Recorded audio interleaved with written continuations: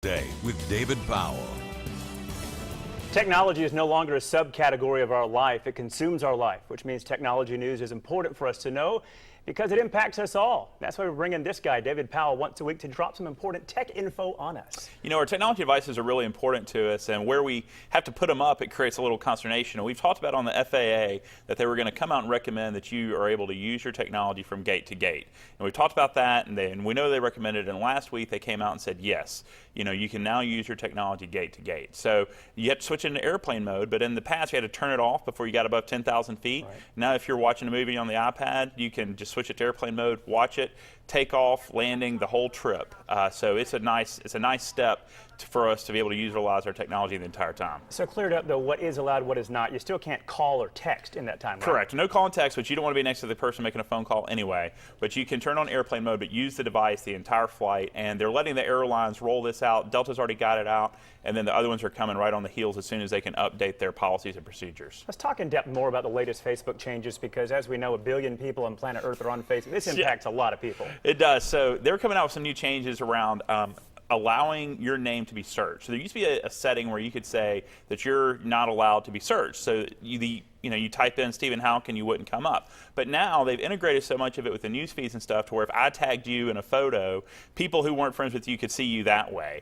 And so the privacy walls are breaking down a little bit, and so they're now just going to dispense with it, and you're going to be searchable to everyone. But the people that can search you only see what you allow them to see. Right. So it's incumbent upon us to go through and make sure that we've got all our privacy settings like we want them, because previously you could be non-searchable and have loosey-goosey privacy settings. Now since you're searchable, you want to make sure those privacy settings are set exactly like you want them, so only people you want can see certain information. Very good advice. And I know we had a story briefly yesterday about this incredible record of these people driving from New York to LA.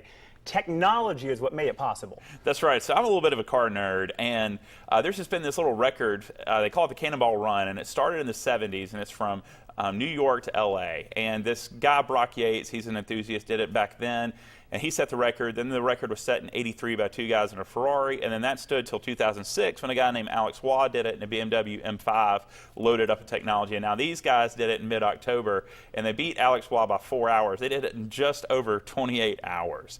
And the car was outfitted with all kinds of technology: GPS, police scanners, CB radios, two iPhones, a couple of iPads, 3 radar detectors, a little switch you could turn off the tail light, so if you braked, the cops wouldn't see you, like emergency panic braking. I mean, all this technology. They even had somebody monitor the GPS across the country to make sure that they did what they said they were going to do. Unbelievable. So had it not been for technology, that would have been possible. That's right. They did. Technology allowed them to do the Smokey and the Bandit, right? They did what no one said could be done. Now, for the record, we do not condone that behavior. Chances are it was illegal. They averaged 98 miles an hour. That's and right. Went up to 150. Top speed of 154, average of 98. Yeah. So none of that was legal. Yeah. None of that was wise. Wouldn't recommend it, but still kind of cool. Yeah, and technology was a big part of it. And technology made it happen. That's right. Thank you, sir. Back over to you.